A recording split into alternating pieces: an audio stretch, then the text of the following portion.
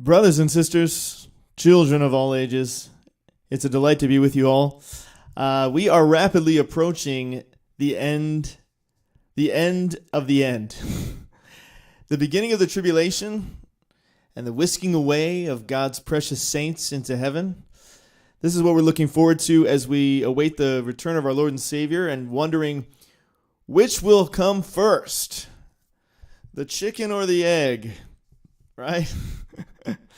Welcome to Micaiah Messenger. It's great to be with you guys today. I got some fun things to share with you. Please do like and subscribe. It's great to see everybody here. And we are rapidly approaching 1,000 subscribers on our channel. That's an exciting milestone for us. And I think we're down to about the last 7 or 8. So if you want to be part of history, subscribe now. And you can be part of the final gateway into 1,000 subscribers. And you can join us here in the fellowship and be part of the fun. Guys, it's great to be with you all today. I want to give some quick shout outs to everybody. Al Moppy, Black Box, Blessed All, Carl Sagan, Donnie, Jay Holy, Chrissy, Ready to Fly. All right, it's good to see you guys.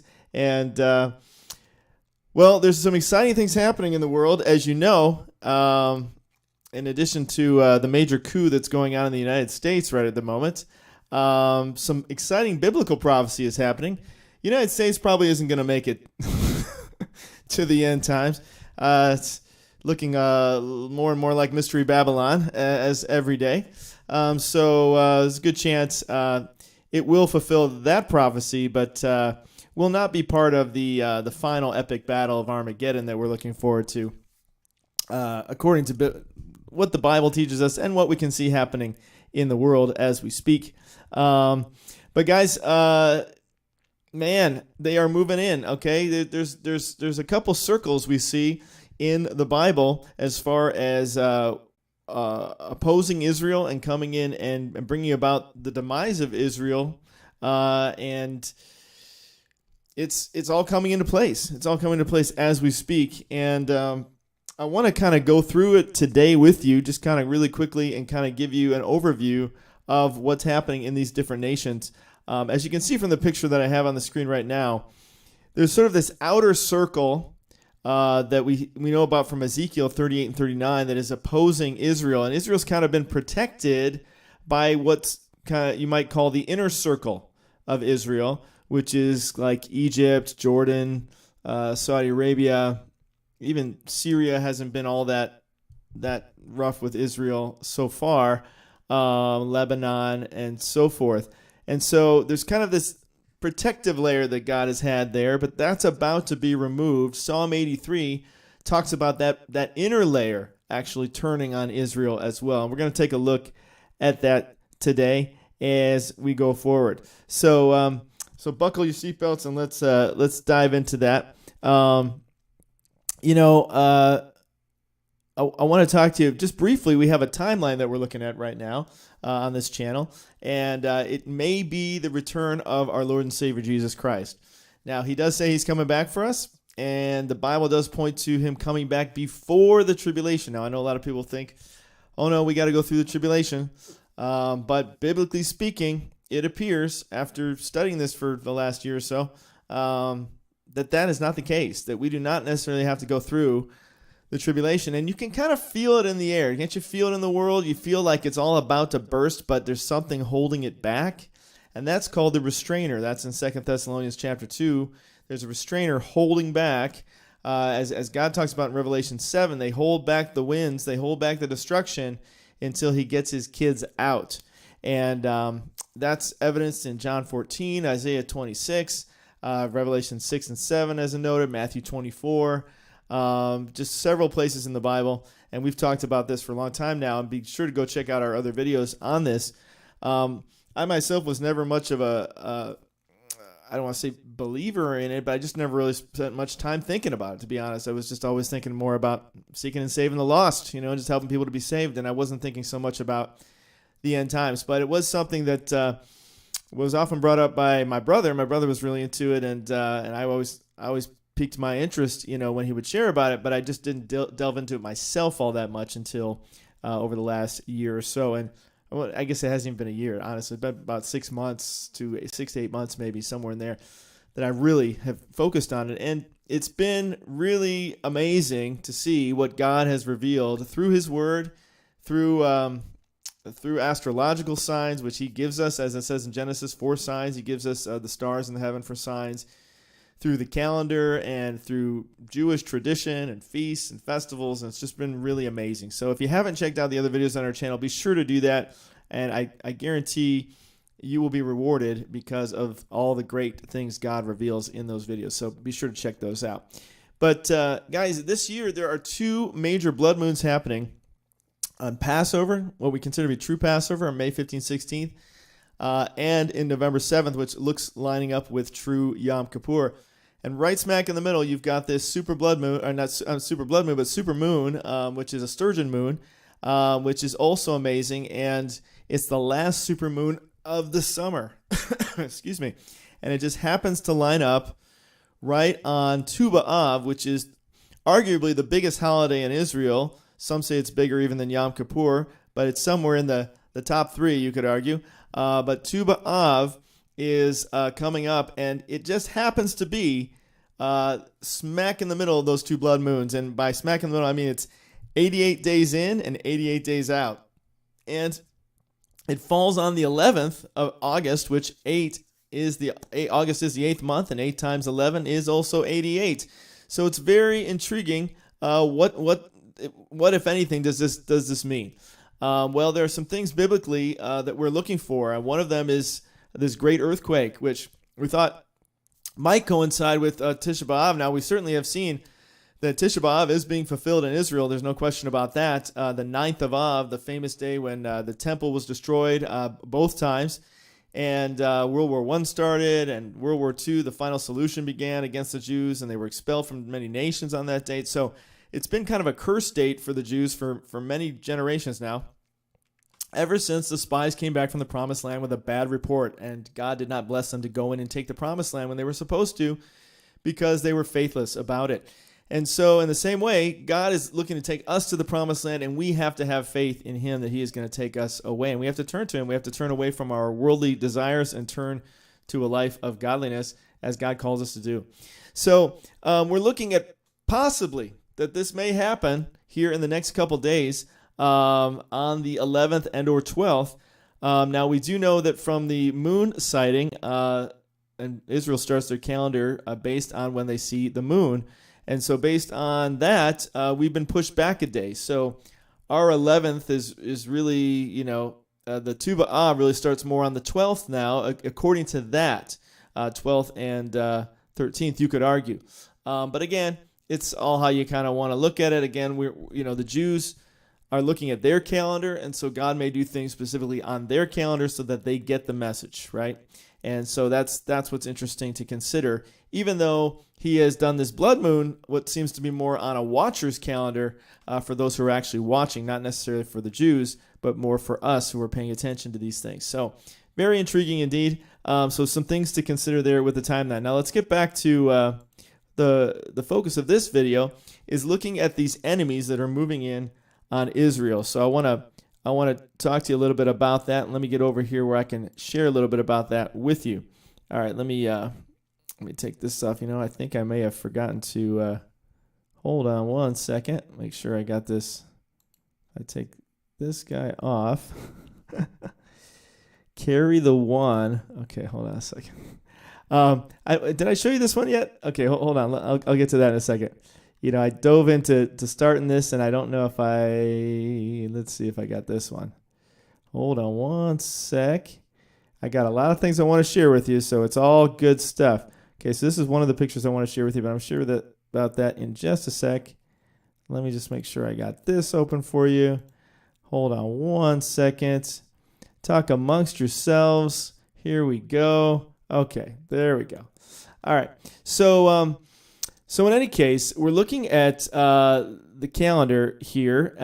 This is the Jewish calendar, and it's significant because, I just want you to kind of have an idea of sort of the dates we're talking about here on this calendar, and that is specifically August 9th, which actually falls because when I say August 9, or I'm sorry, 9th of Av, which fell on kind of the 7th, technically, of our month of August. And then we're looking at the 11th and 12th, which is Thursday. Now, a lot of people have talked about in Rapture on a Thursday. And we did see that that license plate that was really interesting that said Eve of 88 of A.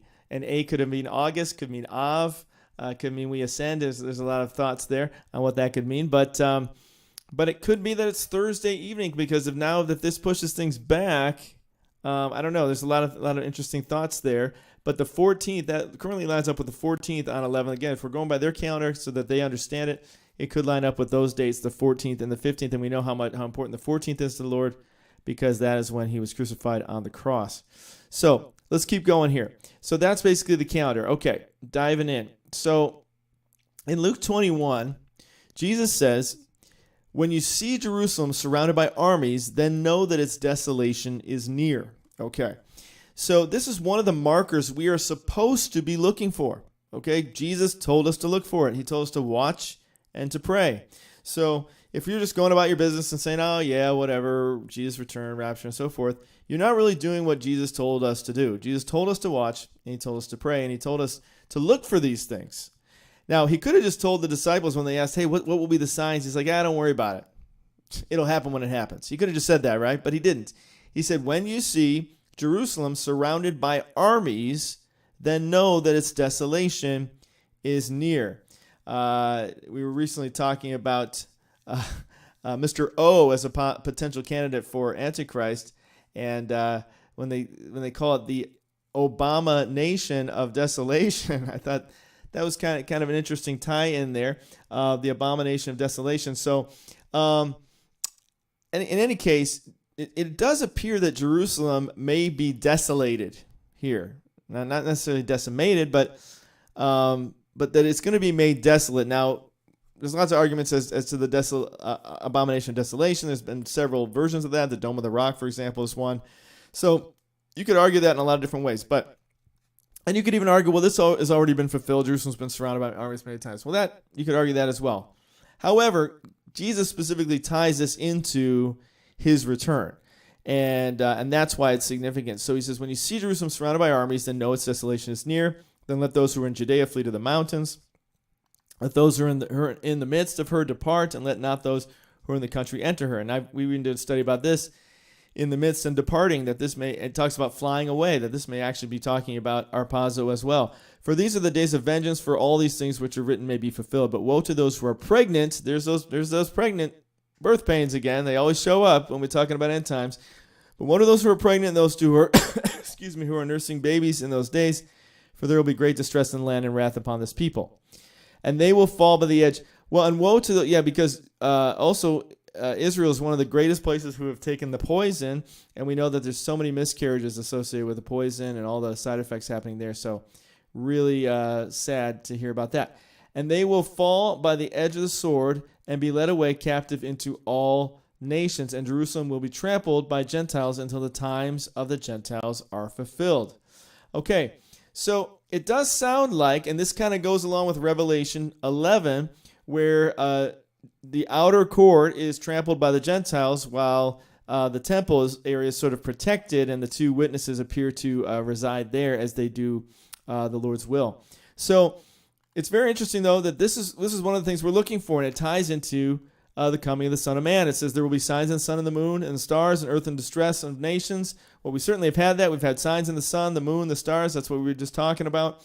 And we definitely have distress of the nations with perplexity, and we are perplexed, like, man, what are we going to do when this wicked, tyrannical, satanic cabal is taking over the world? What are we to do? The sea and the waves are roaring. Men's hearts are failing them from fear, and failing them because they took the poison, and it's causing a lot of heart failure, kind of a tie-in there, and the expectation of those things which are coming on the earth. For the powers of the heavens will be shaken. Okay, that's what we're waiting for, the great earthquake to take place. Then they will see the Son of Man coming in a cloud with power and great glory. Now, when you see these things begin to happen, not that they fully happened yet, but when you see them begin to happen, look up and lift your heads up, because your redemption draws near. Okay, so, and this kind of ties in with rabbis talking about, ships in the Dardanelles and so on and so forth. Put on your Shabbat clothes because the Messiah is at the door. And we've talked about that in other videos and so forth. So very interesting. Okay, well, let's take a look at some of the armies that may be starting to surround Jerusalem as we speak. And that's what we're looking to be fulfilled so that we can be looking up for this redemption to be drawing near. Okay, so let's take a look at that. So we'll start in Ezekiel chapter 38. Okay, so I'm just going to focus on the nations right now. I'm not going to read all this passage to you, okay? But go back and read Ezekiel 38, 39. It's one of the prophecies we're looking to be fulfilled. And it talks about the prince of Rosh, i.e. Russia, coming down. And I know people have said, no, don't say it's Russia. Well, actually, it does appear that it is. There's a lot of precedent to support that. And I've talked about that in many videos as well. So I won't go deep into that right now. But the prince of Rosh, meaning the head, the prince, you could even say prince of darkness for that matter, of Rosh, i.e. Russia, Meshech, Tubal. He says basically, behold, I'm against you, O Gog, the prince of Rosh, Meshech, and Tubal. I will turn you around, put hooks in your jaws, because right now he's in Ukraine, right? He's going to get turned around and pulled down south. He's already kind of working his ways, his will down there. But he's going to be turned around, put hooks into your jaws, and lead you out with all your army, horses, and horsemen, all splendidly clothed, great company with bucklers and shields, all of them handling swords. So basically, your full army, your full forces. Persia, Ethiopia, and Libya are with them, all of them with shield and helmet. Gormer and all its troops, the house of Gormer from the far north, and all its troops, many people are with you. Okay, great. So I want to break down a little bit who these people are. And now this is what I call the outer circle. Okay, the outer circle. Let me show you this image again that I had up here. The outer circle. Where is that? Here it is. Oh, no, not you. Maybe this one? Let's see. No, hold on a second. Hold on. Let's see. Okay, so I wanted to show you this. It's crude, but I wanted to kind of show you this image here. It's kind of interesting because it talks a lot about the Prince of Rosh and those of the north, the Scythians, being archers. They bring arrows into play. And I thought it was interesting that when you connected the dots of the different places that are included in this outer rim, it looks kind of like the shape of an arrowhead. Like an arrow coming in and attacking Israel. Now, in that group, you've got, we're going to break down we've got all these people we just named in the Bible. So we're going to break that down now. But I just want to give you an image of that. So that's sort of the outer circle, that big one. And then the little one there is kind of the inner circle area that's been protected, as we saw in this image, which this image isn't necessarily completely accurate because they've got like Gormer all the way in Italy, and they don't quite have some of these other ones perhaps in all the right places, but it gives you a good feel of this outer circle. The red is sort of this outer circle, and you've had this kind of inner protective circle, and that's about to be broken so that everyone is going to turn on Israel completely, as we're going to see. So let's first focus on this outer circle. So obviously Russia, I don't think I may not need to share much about that, but here's one condemning. Let me take this off. I just want to kind of quickly go through this and show you how everyone is turning on Israel here. Whoops. Hold on.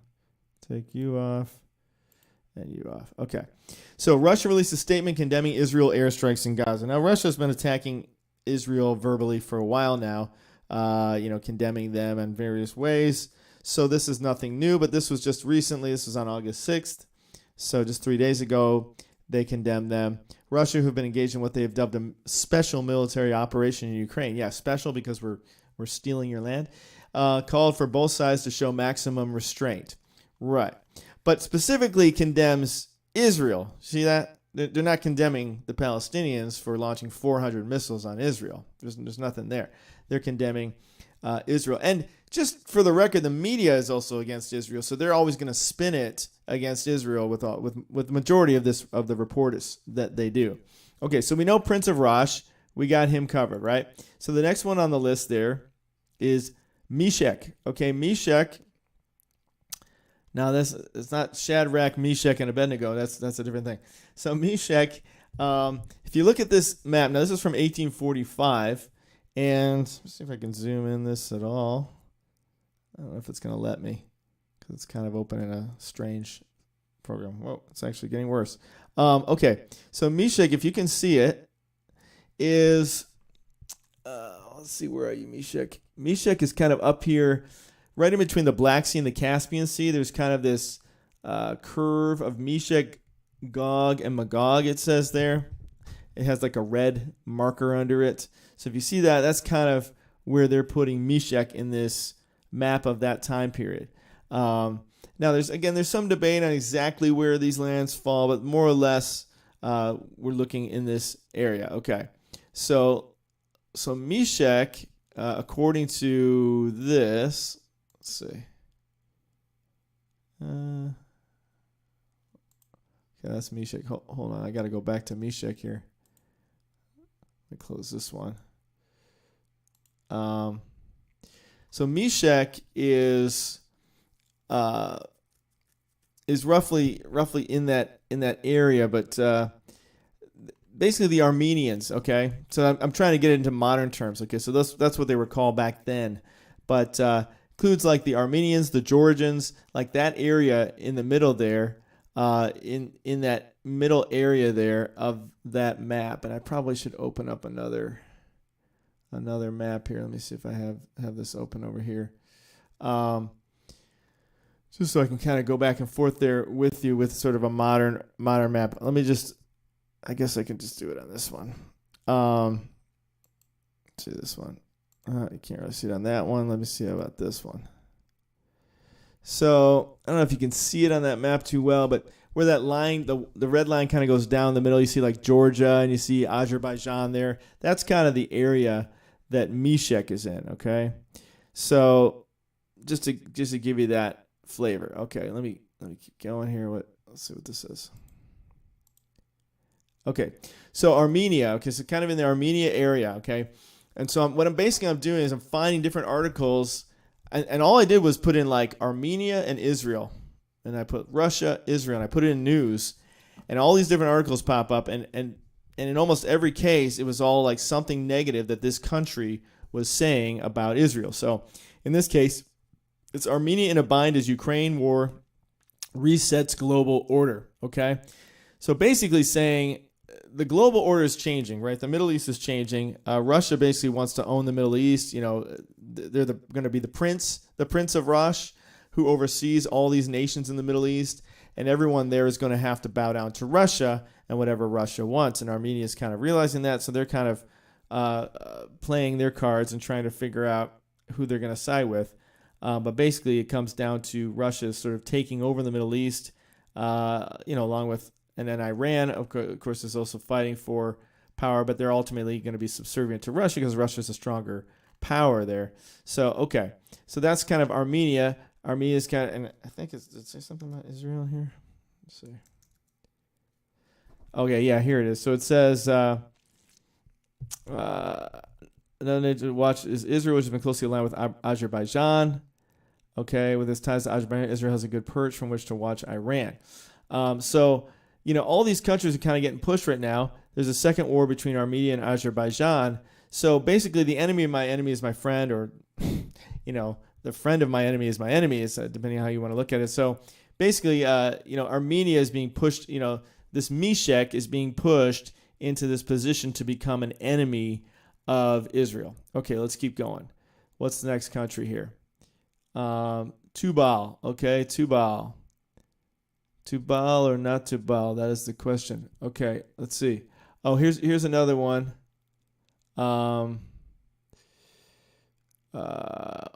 Here's another one that goes along with that. Azerbaijan says, you're going to be buried. Iran's ambassador to Azerbaijan threatens Israel envoy. So again, there's an Azerbaijan connection there saying Israel's going to be buried. So, there's some threats coming out of those regions toward Israel. Okay, let's go to Tubal now. Tubal is basically in the kind of Turkey area. Let's go back to this image again so you can kind of get a sense of that. So Tubal is kind of right next to where you saw the Meshech and Gomer and Magog there, right under the lower right corner to us of the Black Sea. You'll see the word Tubal right there. So we're kind of getting into Turkey territory, basically, and the whole Asia Minor Peninsula sticking out there. But so Tubal's kind of falling in that region. And let me see what they're saying here. So Turkey, again, now you can do this too. Just go to Google or any search engine and put Turkey and Israel, and you'll see these articles just pop right up. I mean, it's all happening right now. Everybody's turning on Israel because they're all realigning. You know, they used to be aligned with America. America's falling, so they're realigning in the Middle East, and whoever the biggest power is, which is Russia right now, and they're kind of jockeying for position, and so Turkey's Erdogan accuses Israel of killing babies in harsh condemnation of latest Gaza ops. So this was just recent. This is all recent news that I'm sharing here. This is from August 8th, so it was just yesterday. So Turkey's condemning Israel. So Turkey's turning on Israel, okay? So now, again, this is the outer circle we're talking about. We'll get to the inner circle in a minute. Okay, what's the next one here in Ezekiel 38? Next one is... Okay, Rosh, Meshech, and Tubal, those are the ones we were just looking at, which is roughly Russia and Turkey, and then that whole middle region by the Caucasus Mountains there of Armenia, Azerbaijan, that whole kind of area. Then we go a little further, we've got Persia. Well, Persia, as we know, is Iran. In fact, if you look up Persia, it just takes you right to Iran. Iran says Persian, Iran, also called Persia, right? So there's no question there. Persia is Iran, and Iran is Persia, and officially the Islamic Republic of Iran. Well, I don't think it's much of a secret that Iran has all the greatest fondness for Israel. They just can't wait to blow them to smithereens. Next time Israel fights Gaza, it could face a nuclear Iran. How Israel responds to military pressure from the Palestinian enclave and from Hezbollah, which would be radically different if their patron Iran crosses the nuclear threshold. So Iran can't wait to blow Israel to smithereens. They talk about it every day. It's what they dream about. You know, when you dream about, getting a college degree or, a great job and a new car, they're dreaming about blowing Israel to smithereens. That's how they spend their day and their time. They train their kids to say it from when they're really young. And so they're just brainwashed into the cult of killing Israel. So the next one from Persia is Ethiopia. Okay. Now, that's an interesting one. You're like, Ethiopia? You wouldn't have expected them because they're a little further south there on a whole nother continent in Africa. But Cush is the land, is basically, it was part of Egypt as well. So you could argue that it's also talking about Egypt, which Egypt is a little bit more inner circle, which we're going to talk about too. But you could argue that... it does talk about Ethiopia here with Cush, the Cushites. But at the time that this was written, as you see a little further up, it talks about it being part of Egypt. And it's the Egyptian name of the lower Nubia. The form Cush appears in Egyptian records and so forth. So you could argue that we're even including Egypt in that. But so you're thinking Ethiopia.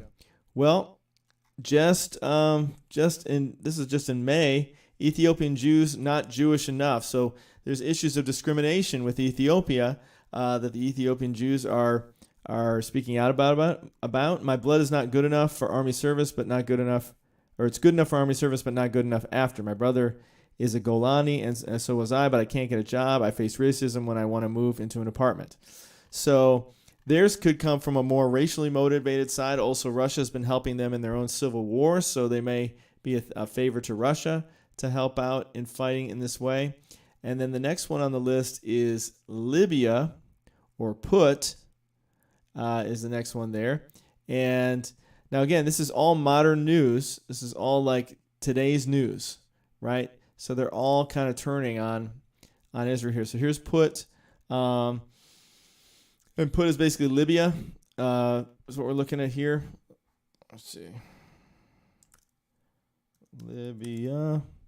So ancient Libya, okay, is what we're looking at here with put, okay? And so modern Libya, what are they saying? Let's see.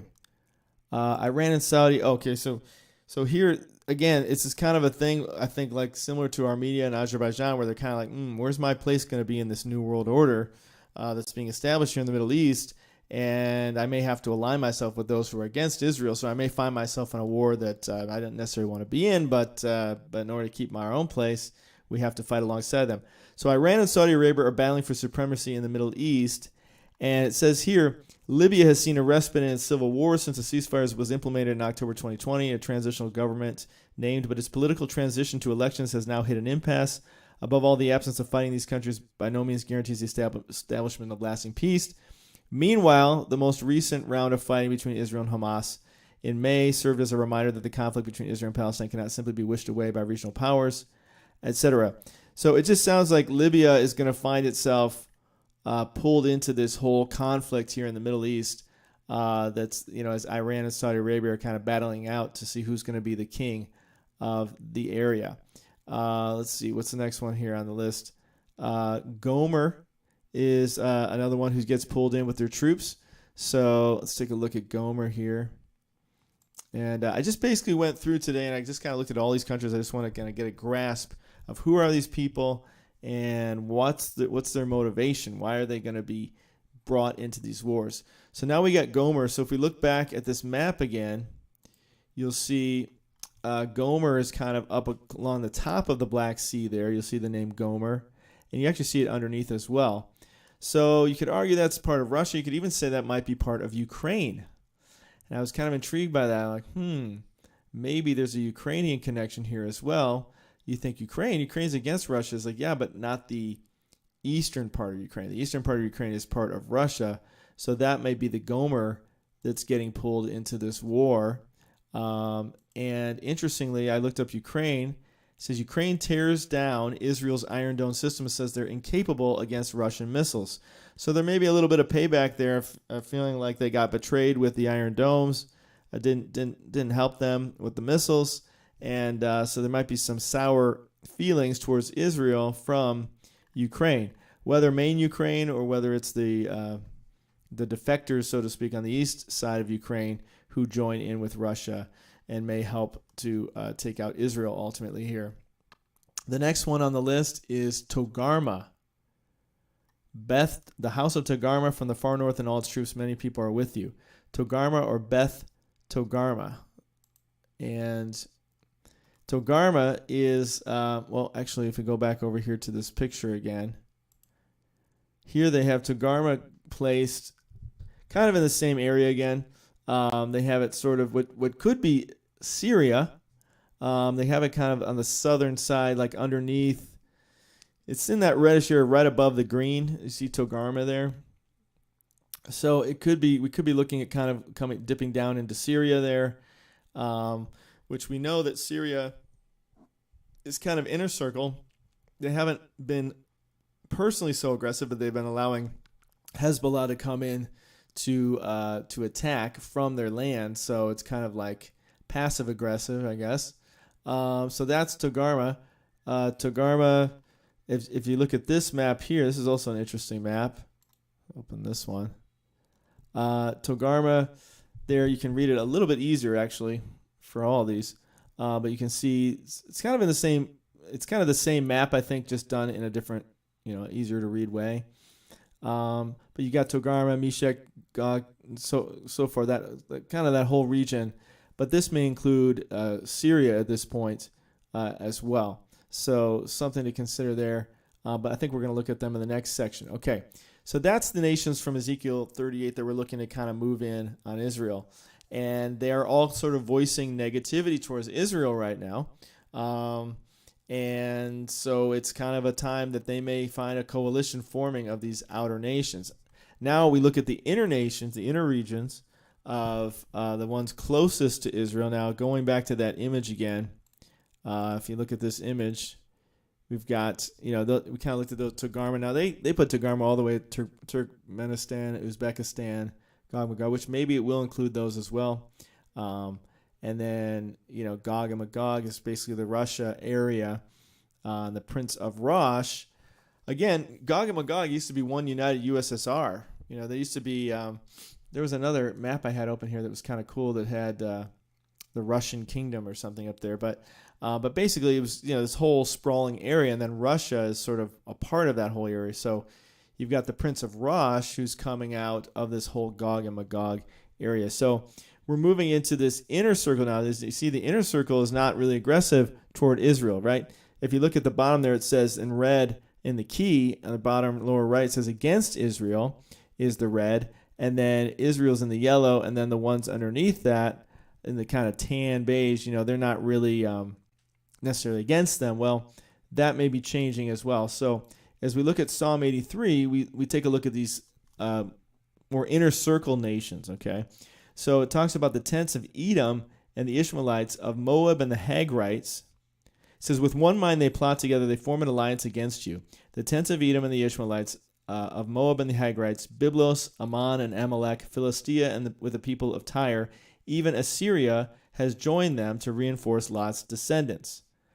Interesting. To reinforce Lot's descendants. Well, it sounds kind of like how they would get in now, like they're reinforcing Russia's agenda, or they're reinforcing Iran's agenda with Hezbollah.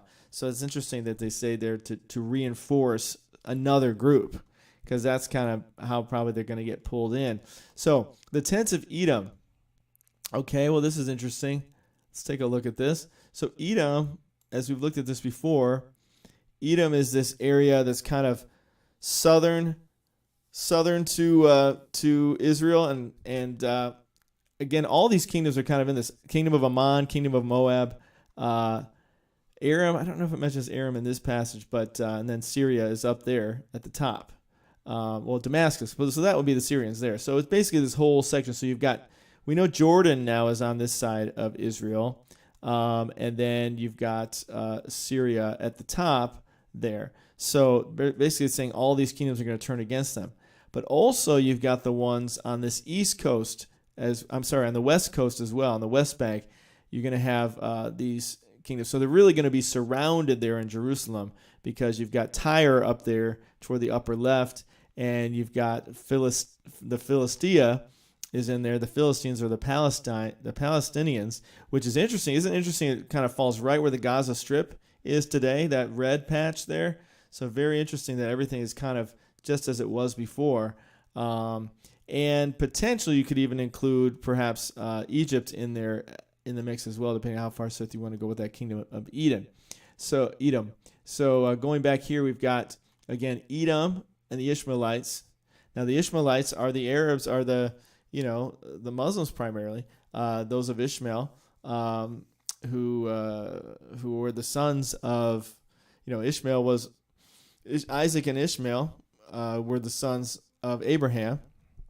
Isaac was the chosen one, so to speak, and Ishmael was the servant's son.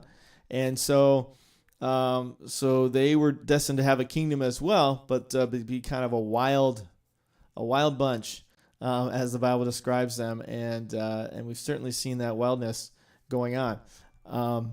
Johnny, all right, Johnny Turbo, woohoo! Welcome, man. Welcome to the fellowship. You are part of history, brother. So thanks for joining us, Johnny. And you've been raptured into the clouds with us and into the chariot of fire. Thanks for joining us. And then the Moabites. Okay, we just saw the Moabites there in that picture. I just want to make sure you see all those. Whoops, not that one, the other one. The Moabites, that would be the kingdom of Moab there in purple. And then the kingdom of Ammon. Now, it does talk about the Hagrites. The Hagrites I looked up. They're kind of interesting. The Hagrites are they're like a nomadic people. So they're not necessarily of any one area, but I kind of see them more like mercenaries, who would just kind of go to an area where they're needed and fight. So this might be kind of representing more of your mercenary club, because they were sort of a nomadic group. From what I could make out from this, I think that's how they describe them. Yeah, nomadic. They lived a nomadic animal herding lifestyle in sparsely populated land east of the Israelites. So we know that's east of the Israelites. So again, it's still kind of in that same territory that we're looking at there with Moab, Ammon. Now here's Ammon, the Ammonites. So it's kind of in that same zone there. So the Hagrites would have, and perhaps the Hagrites are filling in that little area between, see that area between the kingdom of Ammon and the Jordan River? That could be where the Hagrites were hanging out there, kind of close to Jericho, across from Jericho there. That could be Hagrite territory because that's not really claimed in this map. So that's intriguing. Okay, and let's go back to our scripture here. So we've got Byblos. Oh, yeah. Did I look up Byblos? I thought I did. Let me see if I have that open here. So let's see. What's this one? Got so many things open. Let me see what this says. Okay. So basically, Byblos is on the other side. Byblos is up there at the upper left. See that in Lebanon? So that's Byblos and Tyre. They're up there in Lebanon. So basically, you're saying Lebanon's going to turn against Israel as well, which we've looked up before, and so forth. And we know the Palestinians are against Israel. That's no secret. But Jordan is here on the east bank of the Jordan, and looking at a couple articles from today. This is actually August 9th. It says This is the Jordan Times. It says why normalization with Israel will fail. Okay. So again, there's sort of a negative vibe coming from these different places toward Israel. Jordan calls for international action to stop Israeli attacks on Gaza. So Jordan is getting involved, and it's not in a pro-Israel way, right? So everybody's kind of turning on them here. Here's Byblos. We saw that already on the map. Okay, you saw that. And let's see. I'm just kind of going through what I have open here for you. The Hagrites. Here's Philistia. So the Philistines, those were popular in the Old Testament, that they would fight against the Philistines. Many believe that's modern day the Palestinians today. And it does fall right on the Gaza Strip there, which is kind of amazing, actually, that it's right in the same spot. So that is kind of interesting. Let's see if I have anything else here for you on this. Well, we know the Palestinians are against Israel, so that's no secret. That's an easy one. And then Tyre was the last one on that list. Just going back to the scripture there for a second. Tyre was the last one, and then Assyria.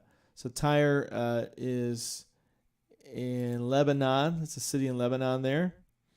And then finally you've got Syria. And Syria, too, says Russia condemns alleged Israeli airstrike in Tartus, Syria. Israeli raid kills 3 soldiers. Syrian Defense Ministry. So Syria's not too happy with them because they're bombing around Damascus all the time. So that's kind of, an obvious one why they would join forces with everybody else against Israel. So that's kind of what I wanted to show you there. And just kind of wanted to give you sort of an update on that and let you know that those prophecies are being fulfilled. And it's just a matter of time now, as they say.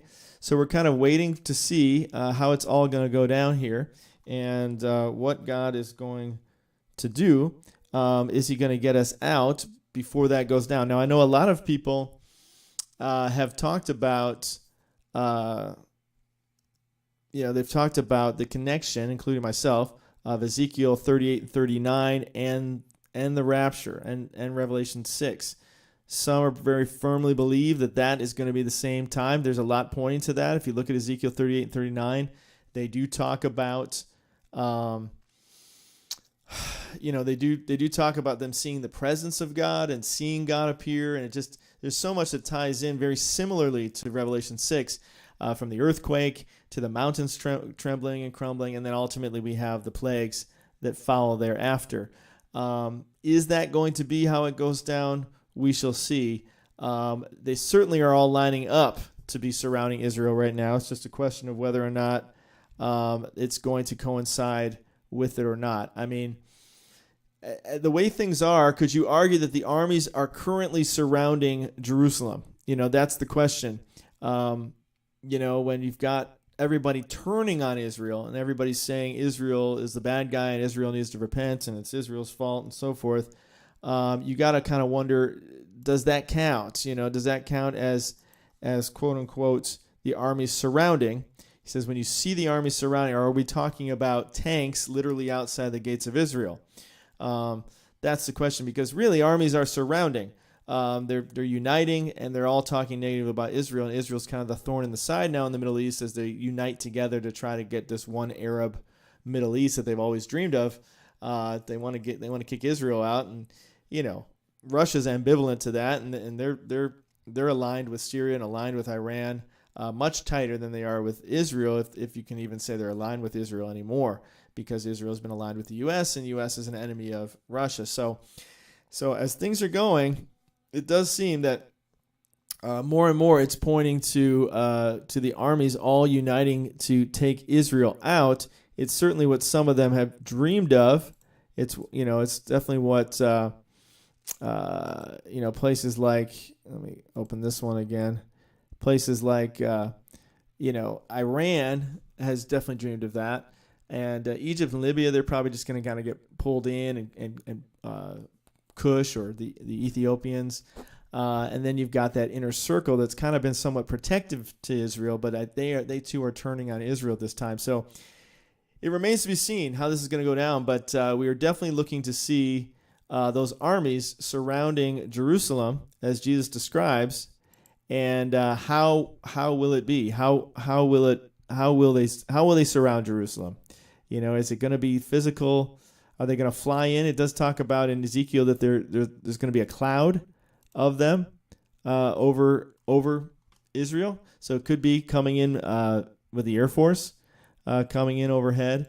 But it is intriguing to think how it's ultimately going to play out. So just wanted to share that with you guys as we're looking at the news and we're seeing what's happening as Mystery Babylon is about to fall here, that the United States appears to be, and we're about to go into, I'm not sure what's going to happen right now, if we're going to have a civil war over what's just taken place with Mr. T, or what's going to ultimately transpire here. One way or another, it's a coup. We've been taken over by a cabal, and that's been pretty obvious for some time now. And we've just been kind of allowing it to be. So it's going to be interesting to see how this all plays out. But just want to give you that update, kind of get you to see those cities. I know I personally want to kind of wrap my head around those different cities and kind of understand them a little bit better. So hopefully that was helpful to you, and as we get a greater picture of what we're going into. Again, this is Tuesday the 9th, so we are still waiting for our Lord and Savior to come and take us away and save us from this madness. When I pray to God, I say, okay, God, so what's the plan here? Should we be getting into bunkers, or are you going to take us into the rooms that you have prepared for us in heaven? So so far it seems like he's still planning on taking us away. That's what the Spirit is telling me. So keep the faith, guys. It's in the Bible. It's what God has planned. If he fulfills everything else in the Bible as he's doing, then and the mark of the beast and everything else is being rolled out, then certainly he's going to fulfill that as well. So love you guys. Thank you so much for tuning in today. Hope this was helpful for you. And I hope to come back to you tomorrow night as usual. Usually Sunday and Wednesday we have our extended Bible study time together and fellowship, and I get to answer more of your questions and thoughts and so forth. Please do help us out, like and subscribe, and keep us going. If you can help support our channel, we do need your support as well, and you can find ways to do that in the description as well. Thanks, guys. Love you, and I look forward to talking to you soon. May God bless you, and I hope to see you in heaven today.